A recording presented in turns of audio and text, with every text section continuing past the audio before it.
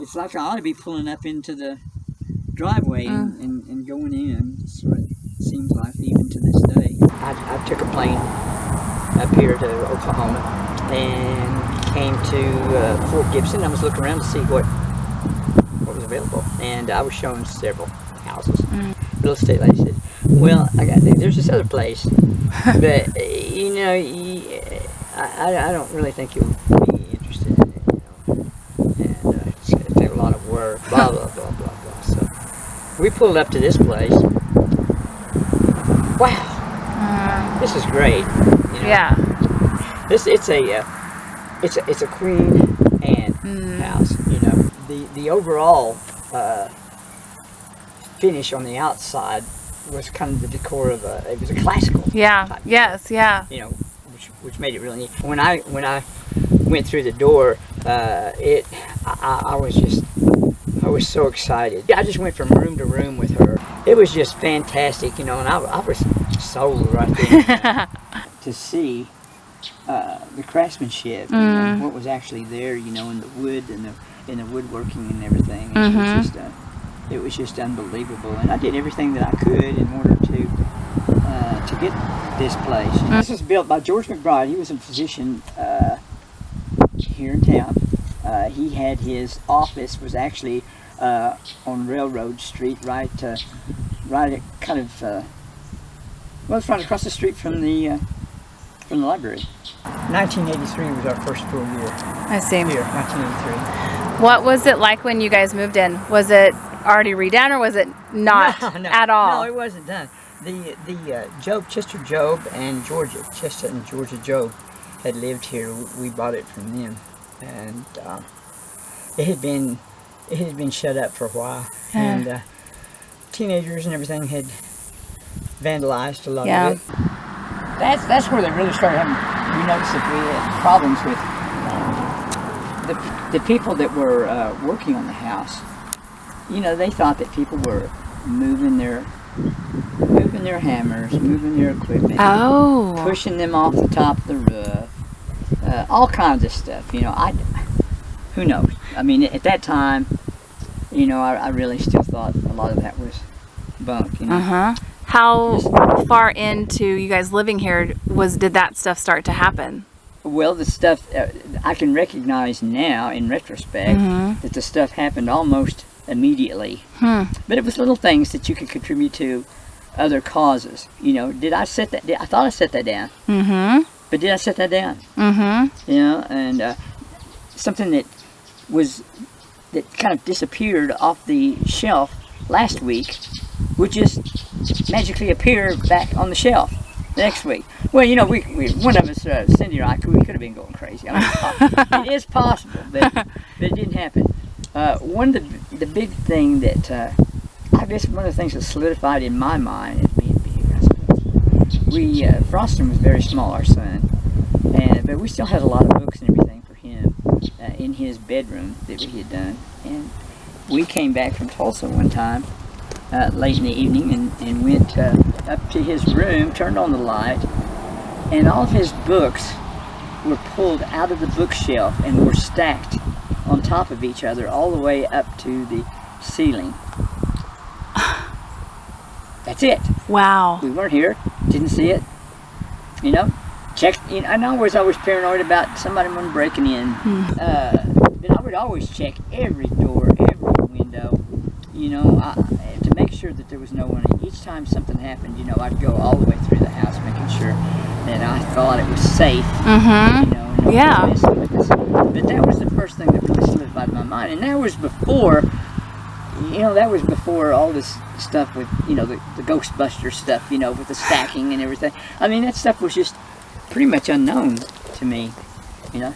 Okay, so you had things move. Did you, I'm curious about any ghosts, like manifestations, or, you know, did you see anything yourself? I sure did. Sure did.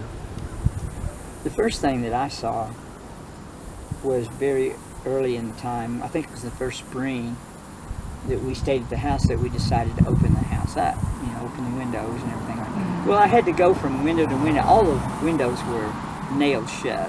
which it was really inconvenient to try to open the windows to begin with. And there's a lot of windows in there. But I got those open, and we were airing the house out, and I came out of Cindy's room, which we call the pink room because it's always been pink. And in a corner, going to the back part of the house, the balustrade of the staircase protects you as you go past the door going into the master bedroom, and it protects you from falling straight down going into the back part of the house, which is where the servants' quarters and all that stuff was.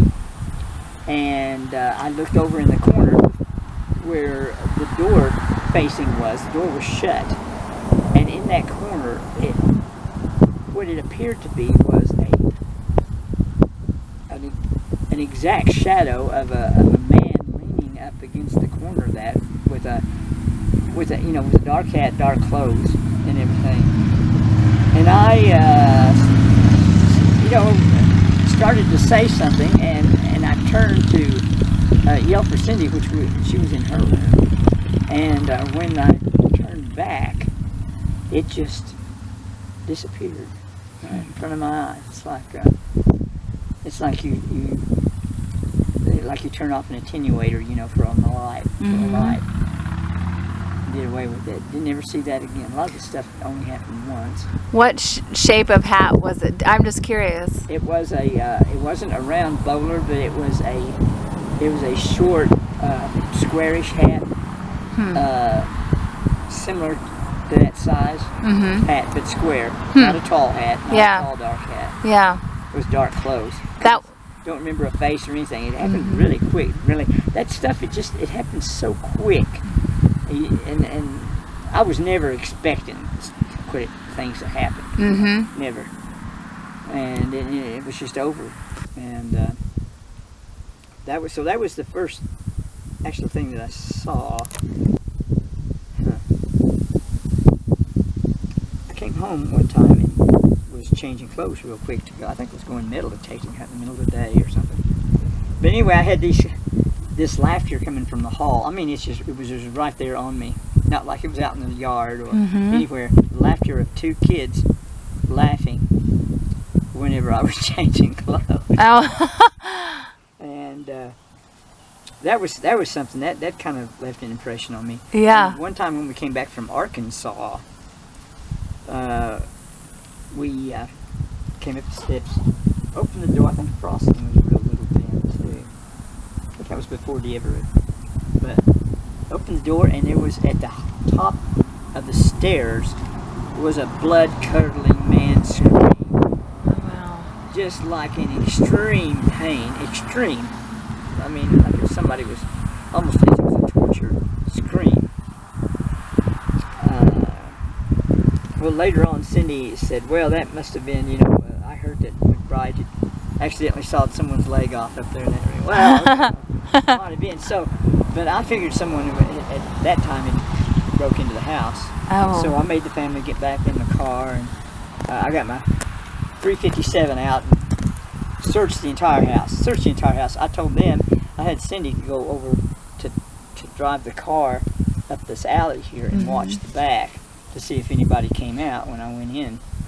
Searched the whole thing. That was another one of those things where the windows weren't messed with, the door wasn't messed with, nothing was moved or anything. I never knew where that came from. I had no idea. Now, if that kind of thing had happened a lot, I think that would have gone a long ways toward me thinking about moving. Yeah. Because that was upsetting. I mean, that was a physical thing that seemed to be threatening to me. And then I had the family too. As far as seeing, you talk about seeing people too. Yeah. The very last trip I made into that house, I saw people. And we weren't living here, we were living on Country Club Road over in Muskogee. But I was coming in to feed the dog. We had a dog over in here, and I always went up to check on the upstairs to make sure everything was okay up there. And it was getting tough for me to go up and down the steps. My legs were all swollen, arms, it was getting tight. kept hearing something rattling around up there. I thought, oh, it was maybe a bird got in there or something. So I made my way up the steps, and I turned into, it was coming from Cindy's room, I turned into hers was fixed up like Victorian bedroom. I mean, it was just all in place, like a museum type of thing. Well, I turned in there, and there was a little old lady hunched over, and she was going through her hands, going like busy hands, going through the top drawer in Cindy's furniture piece. I don't know, I guess you'd call that a chest of drawers, the old kind, but the old kind had multiple drawers on top to put things. And she had it full of things, and I recognized that it was a little old lady, and so I just didn't seem to be anything else going on. I said, ma'am, can I help you? That's typical me. Can I help you? She didn't turn around at all. She just kept going through the drawers and stuff, going through the drawers. And all of a sudden she turned around and looked over to would have been my left shoulder. And off to my left, there was a man standing, and I'm not talking about apparitions. I'm talking about like you and I speaking. Yeah, I was going to say, this is full body. Right. Nothing like that had ever happened before. And he was just not 5 feet from me. But I never heard him, never saw him come up, didn't hear him come up the stairs, nothing. He was just there. And he motions for her to come on. So she turns around like she's about half hacked off, and shuts the door, and Scooby's toward him. I said, who let you all in? How'd you get in? This is a residence. It's not a museum. They never said a word. Did they look at you ever? Didn't even look at me. Didn't look at me. And so they gave it up, and I'm just in absolute disbelief. And she goes past me, and then he turns behind her, and they start down the stairs. Well, we do have this dog, We had this dog, this ignorant Shih Tzu that we had. And he was supposedly walled off from going upstairs, but I think he did whatever he wanted to do. But he'd been barking, bark, bark, bark, bark, bark, bark, bark, bark. Well, I turned to follow them down the steps. Didn't hear them walking down the steps at all. When I got to the first landing, I should have been able to see to the door. Should have been able to see all that. I could. I saw nothing and heard nothing. So one of the last things I ever did was to get a workshop building that I had brought in back. And I thought, okay, well that's full of that had 11 motorcycles in it. And wow. all of this stuff, that I thought was on it. I thought I better go check on that. And so I came outside. There was nothing out here. It was in the fall. Leaves and everything everywhere. I walked around and went to the back and checked on it. There was nothing there. There was nothing disturbed, nothing at all. And as I got to about where this little sidewalk makes the circle here, behind me I hear a rush in the leaves behind me, where all the leaves were piled up. Kind of before you get, you can see the shadow that's kind of going out into the road right there, the closest shadow. Yep. That's where it was. There was a pile of leaves there, and there was a car had pulled up in there that I did not hear pull up in there, and it was a car that I didn't even recognize, but I can tell you it was kind of a car like a 49, 51 black Bugatti or something. It was an Italian car, looked like 2-seater type thing. And when I looked over there was that little old lady sitting in the passenger seat, and there was this guy who came out, and he walked toward me. And so I don't remember exactly what I said, but I said something about, I was really worried about, when you got in the house, I didn't know what to do, blah, blah, blah. Still didn't say a word, never said a word to me. But he had he showed me his left arm. He pulled. This is like a dream. Yeah. This is more like a dream, you know. Yeah. And he pulled up his left arm, and there was a symbol tattooed on his arm that was kind of like a Capricorn type thing. Mm-hmm. And it had stuff written on the bottom, name written on the bottom, and a name written up here on this side and this side. And I really wanted to remember what that. Mm-hmm. I really wanted to remember what that said. But anyway, I started talking to him. He just turns around, gets in the car, and they back out and drive off. And by the time, it is almost as if the dang car disappeared. You know, I hate to say that it did, because I don't have a firm memory in my mind of it disappearing. Mm-hmm. But not much of a sound of anything. And I'm just in total disbelief, you know. And in fact, on the way back to the place on Country Club, I was convincing myself that it didn't happen. Mm-hmm. You know, I must have, maybe I hit my head, maybe I passed out, maybe I fell asleep, Mm-hmm. maybe this was a dream. I mean, I think in a way that was, it's only second or third person I've ever told. Oh, wow. This will be absolutely brand new. I wouldn't tell this story before. But I think somebody ought to say something about Mm-hmm. it. But it was as real as if, you know, you and I are speaking here. Except they didn't. Yeah. What kind of clothes did they have on? Did you notice She that? had a long dress on. A long dress on with like a, I hate to say it was a shawl. I think it might have been a shawl Mm-hmm. on. Mm-hmm. You know, wrapped around her. It was either that or a sweater that wrapped around her. Mm-hmm. You know, her hair back in a little bun type thing, you know. And he was wearing that black again, which was similar to what I'd seen in the corner, I guess, really. I didn't think about that, but it was similar to that. And a hat. A hat shaped like that? Yeah. Yeah, it That's was. very interesting. Yeah. It was more of a, you know, the way I remember that shadow thing is it was more squarish than it was fedora. You know, there wasn't much style to that I saw. It may be that I, you know, in a few seconds, how much can you see? Yeah. Really? Yeah. And this one, I see it a lot better. But it's a real firm in my mind that this actually happened. And I think just to keep my own self-conscious going, you know, I think my mind tried to convince myself that this didn't actually happen. Yeah. Really. Yeah. I mean, I think it's a mental thing. I think it's a protective mechanism, you know, to try to shield you from some of these things, you know, that I guess you're really not supposed to witness anyway. But I don't know why I had that experience. I have no idea.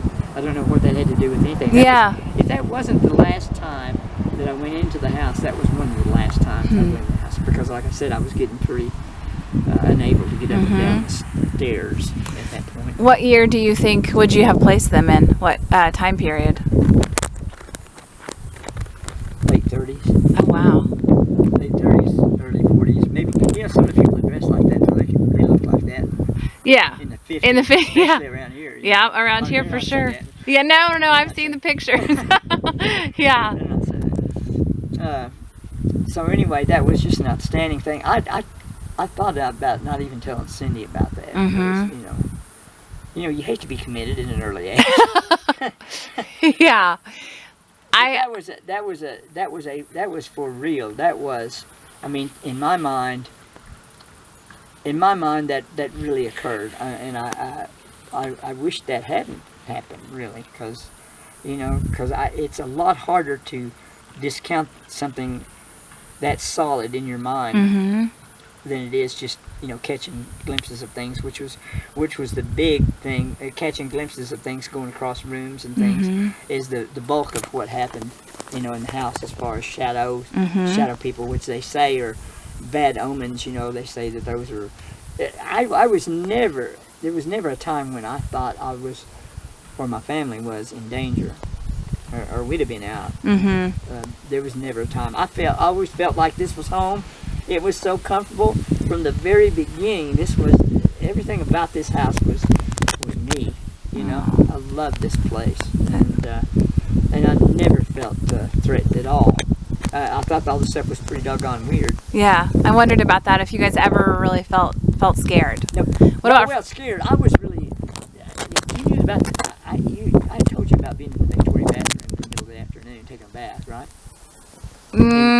Tell me again, cause Emily was gone again. Okay. Emily was gone. Now things happened with them that I wasn't around. And so I just speak to the ones that happened to me. Got it. Yeah.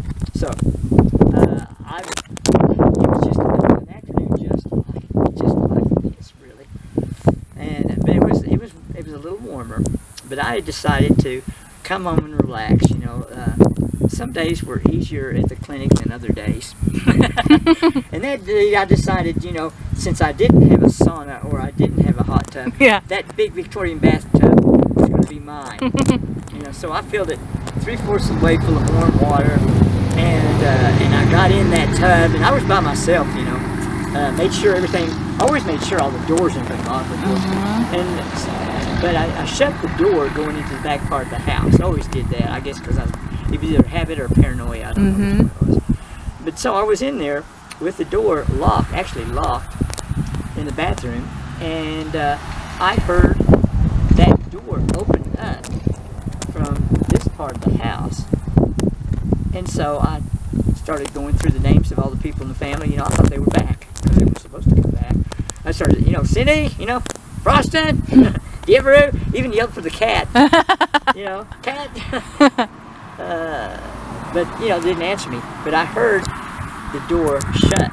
This front door? No, the door going into the back hallway. Oh. The entrance where the servants' stairs and entrance was into the part.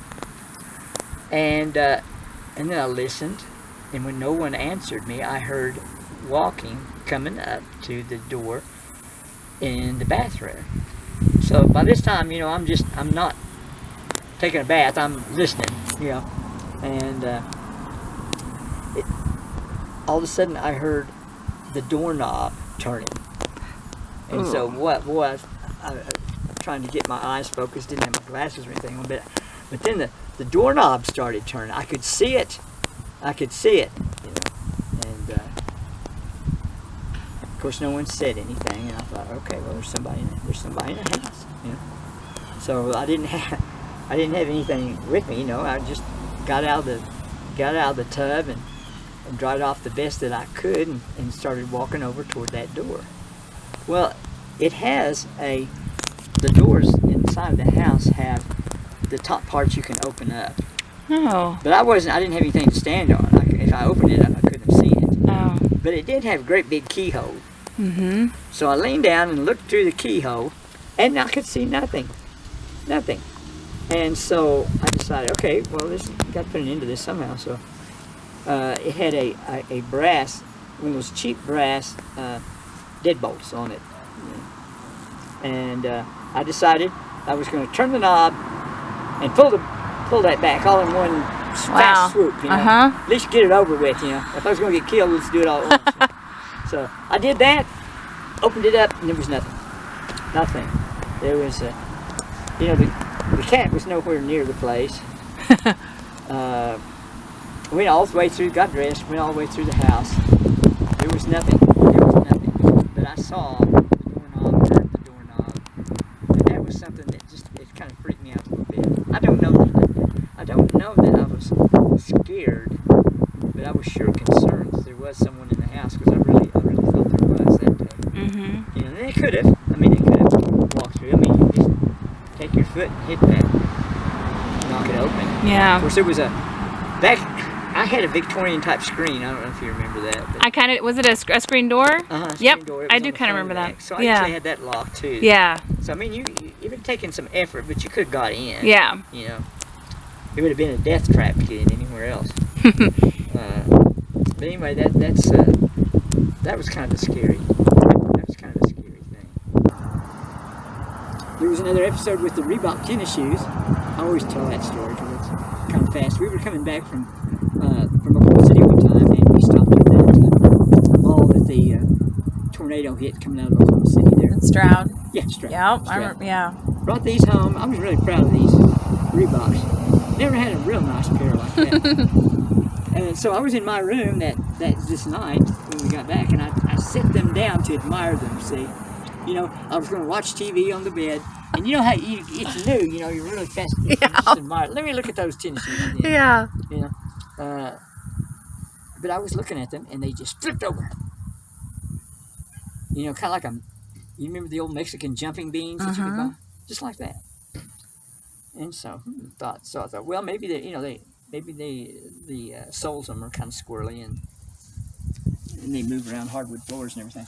So anyway, I got down off the bed and I set them back, and got back up on the bed, and it happened again right in front of my face.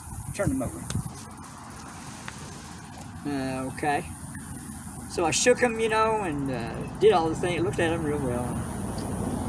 Couldn't see anything that would cause that, so I set them back on top again, and it acted like it was going to move another time, and so I got down to the bed and started yelling for Cindy and the kids to come. You know, I wanted them to see this. Somebody needs to see this.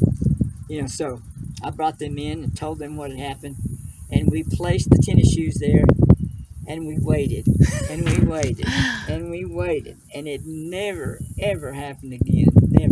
Never. There were, the kids had a tremendous number of toys that ran on batteries and things, you know, I mean, good grief. Yeah. It was horrible. Whenever, there was 2 different episodes, and the first thing that happened was Froston had a replica of the little Trans Am from Smokey and the Bandit. Yeah. Okay? The first thing that noticed that happened, it came running out of his room one time. It started up on its own and just came out of its room and rolling down toward the stairs, you know, and I caught the thing at the last minute and put it back. It started on its own. But whenever there was a high ionization level, as I call it, in the air, with kind of electricity in the air from humidity, from electrical activity, from storms and that type of thing, you know, coming from the west especially. It seems like those are the times when things would happen. And there was one night when Froston's hook and ladder fire truck, fired up on its own. And it's not even supposed to move unless you punch the remote control, because it was wire operated. It wasn't, you know, it wasn't Bluetooth, Wi-Fi. Yeah. That, you know, it was connected, and it was moving. And I've sat there when all the TV sets in the house would come on all at once, all the radios, all the TV sets, it could just pop on, you know. And there was one of them that terrified Deborah the most. I think was the baby doll. The baby doll that kept crying, would come on and cry, "Mama." But that wasn't it. But it did have batteries in it. It was just turned off. Yeah, but it was. Yeah, it did have batteries in it. But there were all kinds of episodes where that would happen. You know, that was something that we just kind of expected to happen after a while. You know, and I contribute that a lot to. What do you contribute to? If you look for a scientific reason, you know, it's because of the electricity and ionization in the air and what that does to batteries and so forth. You know, but how does that turn on the TV sets? You know, how does that do the AC thing? I don't have any idea. And of course, there's fluttering of the lights and things like that. You know, that they say, well, you can get that with any old house. Well, it happens in, you know, particular times, in particular spots, in particular ways that really kind of make you want to think. One time, Cindy had a tour, and I really, when she had it was a Halloween tour, and I didn't figure anything was going to happen when she had it, but it did. There was some flickering of the lights, and we had this big chandelier in the dining room. I do. But the lights and chandelier would flicker on and off, almost on command. You know? Really? Yeah, it was an odd deal. But one of the odd things used in the book is a photo of this house that was taken, I think, in 1906, 1907, somewhere around there. Might have been a little bit before. When was this built? This house was built in 1895. Okay.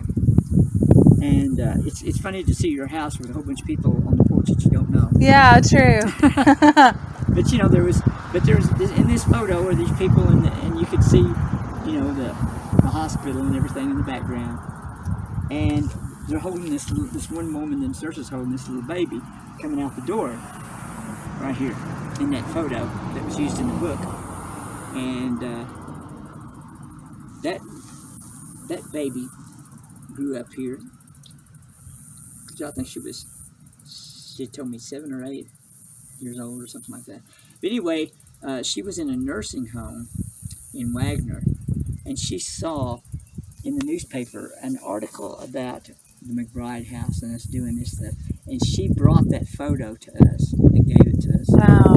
And she came to the house here. I wasn't here, but she came with Cindy.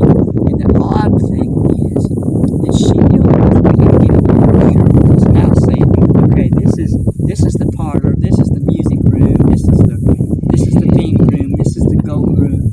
She went through the house, and her names for all these rooms were exactly the same that we had named them. Even the pink room?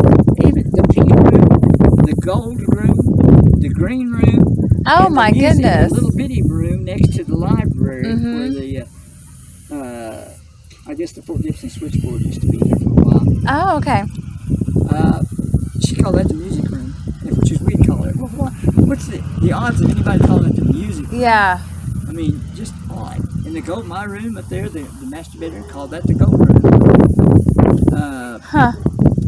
My kids, not once did my kids ever ask me to take them to a haunted house on Halloween. Not once. I bet not.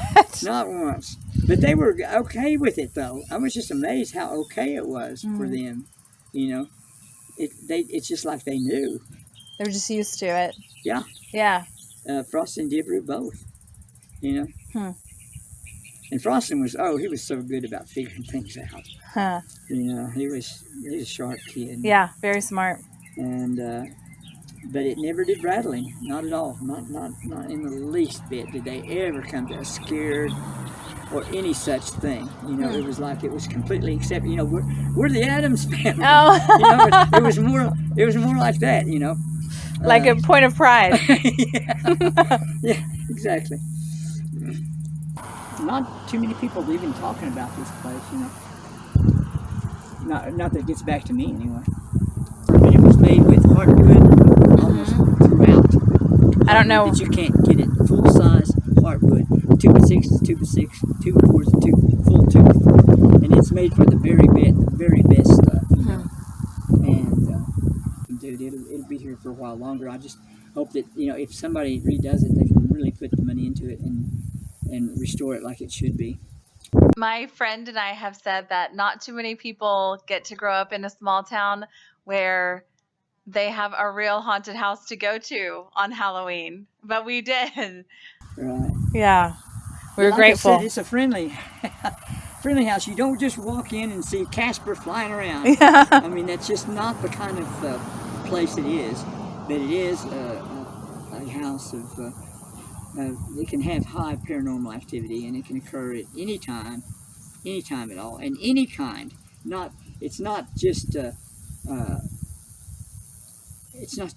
one type of paranormal activity that occurs. It is a wide abundance of things that can happen, and does periodically.